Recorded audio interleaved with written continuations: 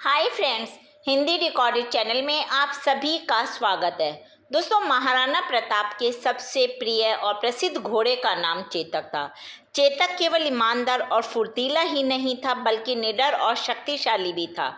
उस समय चेतक की अपने मालिक के प्रति वफादारी किसी दूसरे राजपूत शासक से भी ज़्यादा बढ़कर थी। दोस्तों, उस घोड़े ने अपने मालिक की अंतिम सांस तक वह उन्हीं के लिए साथ रहा और युद्ध भूमि से भी अपने घायल महाराज को सुरक्षित रूप से वह वापस लेकर आया। तो दोस्तों, आज के अध्याय में हम श्याम नारायण पांडे द्वारा रचित चेतक की वीरता कविता की व्याख्या पर चर्चा करेंगे। चलिए दोस्तों, शुरू करते हैं अपना आज का अध्याय और मैं अपना पहला काव्यांश पढ़ती हूँ। रण बीच चौकड़ी भर भर कर चेतक बन गया निराला था। राणा प्रताप के घोड़े से पड़ गया हवा का पाला था। गिरता न कभी चेतक तन पर, राणा प्रताप का कोड़ा था। वह दौड़ रहा अरिमस्तक पर, वह आसमान का घोड़ा था। जो तनिक हवा से बाग हिली, लेकर सवार उड़ जाता था।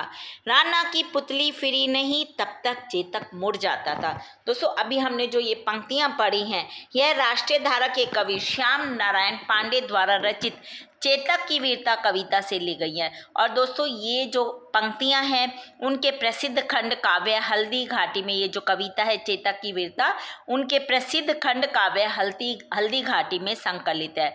दोस्तों, इन पंक्तियों में कवि ने महाराणा प्रताप के घोड़े चेतक की अद्भुत वीरता का वर्णन किया है। कैसे किया है, चलिए जानते हैं अपनी व्याख्या के द्वारा। दोस्तों, कवि कहते हैं कि युद्ध के मैदान में जो चेतक है वो छलांगे मारता, वो इतनी तेजी से दौड़ रहा था और वो देखने में बहुत ही अनोखा लग रहा था।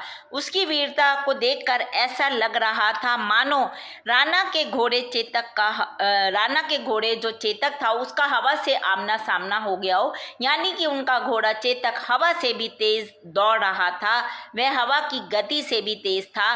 कवि कहते हैं कि महाराणा प्रताप को कभी भी चेतक के शरीर पर कोई कोड़ा मारने की आवश्यकता ही नहीं पड़ती थी, क्योंकि वह शत्रु दल के सिरों पर, ऐसा लगता था वो मानो शत्रु दल के जो सिर है उन पर दौड़ रहा हो। इतनी तेजी से वो युद्ध के मैदान में भागता था और ऐसा लगता था वह आसमान में दौड़ लगा रहा हो, इतनी छलांगे वो मारता था। राणा सिर्फ उसकी लगाम को पकड़ कर हिलाते थे ही नाम मात्र के लिए, और वो समझ जाता था कि उसे अब चलना है और वो उनको लेकर उड़ जाता था। जब तक राणा इधर उधर एक सेकंड के लिए भी देखे, तब तक चेतक उसी और मुड़ता दिखाई देता था, यानी कि उसकी नज़र हमेशा अपनी मालिक की नज़रों पर रहती थी।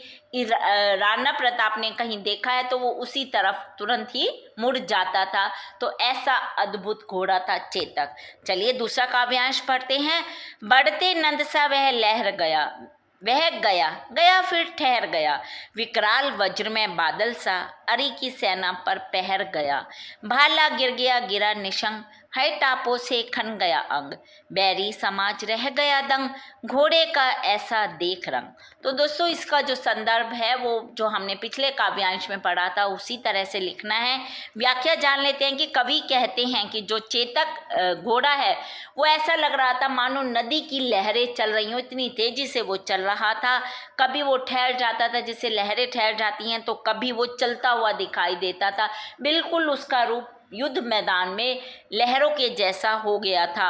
और कभी ऐसा लगता था कि मानो किसी भारी पत्थर के समान बादल का वो टुकड़ा बन गया हो और शत्रु की सेना पर गिर पड़ा हो। इस तरह से वो शत्रु की सेना से मुकाबला करता था, जिससे शत्रुओं के वो इस तरह से भागता था कि जो शत्रु लोग होते थे, शत्रुओं के भाले होते थे, वो उनके हाथ से छूट कर गिर जाते थे और कभी किसी के अंग अलग हो जाते थे, यानी कि वो युद्ध में बहुत तेज गति से दौड़ता था।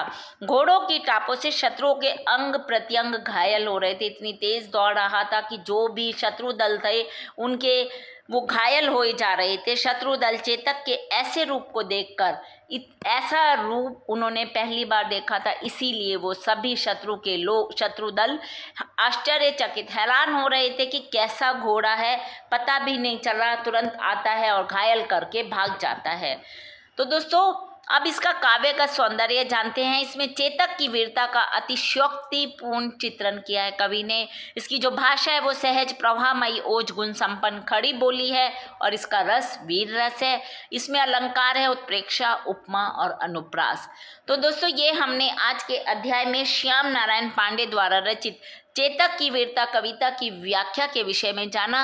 हिंदी भाषा के और भी प्रमुख विषयों पर हम आगे के अध्याय में समय समय पर इसी प्रकार चर्चा करते रहेंगे।